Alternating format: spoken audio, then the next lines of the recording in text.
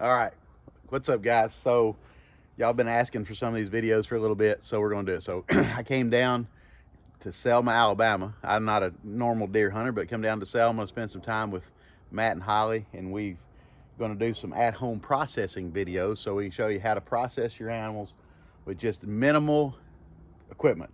Matt didn't go buy anything. This is all stuff he had laying around his house. The only thing we did, the people at Walton's did hook us up with a grinder and a vacuum sealer, so that's really the only equipment, but we're gonna do a knife. And so what I wanna show you guys first is gutting deer. Nothing against you deer hunters, but some of you make a god-awful mess when you gut your deer. So Matt shot this deer literally about 30 minutes ago. We drug it out of the woods, we got it in his backyard, and we're gonna gut it. Remember, when we're gutting it, we want minimal cuts. The more cuts you've got, the more exposure you have to bacteria. Bacteria is your enemy. So we're gonna make very minimal cuts, little knife, that's it. So here we go. All right, so this is the two questions I get asked the most. What about his private area, and what about his bladder and his poop track? Listen, don't worry about any of that stuff. He was born with it. He's lived with it his whole life. I know I'll get a little flack over this video, but I'm telling you, you risk more by trying to get it out than you will by just leaving it alone, leaving it intact. It's sealed. It's not going to do anything. So we're going to leave it alone. So what we're going to do is we're going to make a very small incision right there, like that. Very small, where you can get your finger in. We don't want to bust a gut. So I'm going to show you a little trick. And if I do bust a gut, it'll be all right, but we're gonna try not to. If we do, my guys at the shop will give me crap for sure. So we're going through all the layers right there. And if you'll take your fingers, you go like that, and put your knife like this, your fingers will push the guts away and keep from getting cut. And it's literally like this. To the brisket, and that's it. That's all the cut we're gonna make. You reach in, you start rolling the guts out. This deer, if you can see, all deer has got a diaphragm. It's right here on the inside. All you have to do, reach in, cut the diaphragm. That's it.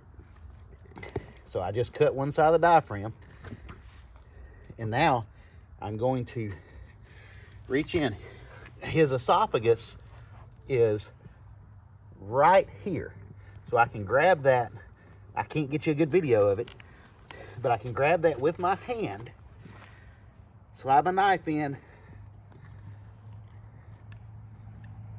It's right above the heart.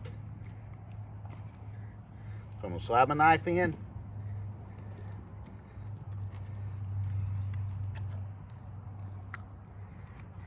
And I actually pulled part of the gut. I actually busted the gut with my hand. And we're going to cut the esophagus and then just pull.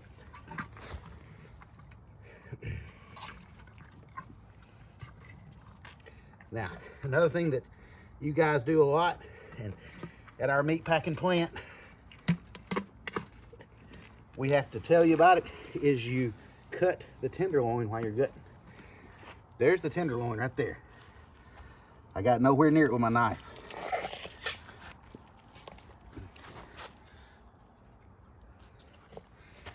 And that's it. I don't know how long that took, but it wasn't long. Now, we're gonna go ahead and skin it and get this thing washed and everything. If you're out in the field, what I recommend is putting some water, gallons of water. Take 1 gallon of water and just leave it as plain water. Take another gallon, pour about 8 ounces out, fill it up with white vinegar. Slosh the first one around in there, slosh the second one around there. That kills bacteria. And that you'll do more for your meat than anything. So look, so here we go. There's no hair on these hams, no hairs exposed, nothing. Literally, when we get this deer into the plant, if you're bringing it to us, all we'll have to trim off is just this little bit that you expose. That's it. But when you go and start busting the brisket and busting this, that's just meat that is lost. So there you go. Gutting your deer 101, 2 minutes, you're done.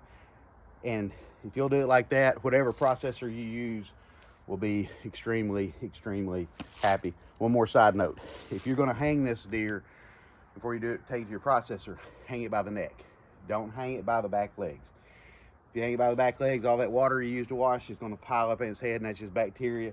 Hang it by its neck, everything drains out, you're good to go. We're gonna skin it here and show you how to do that. So give us just a second and we'll change gears.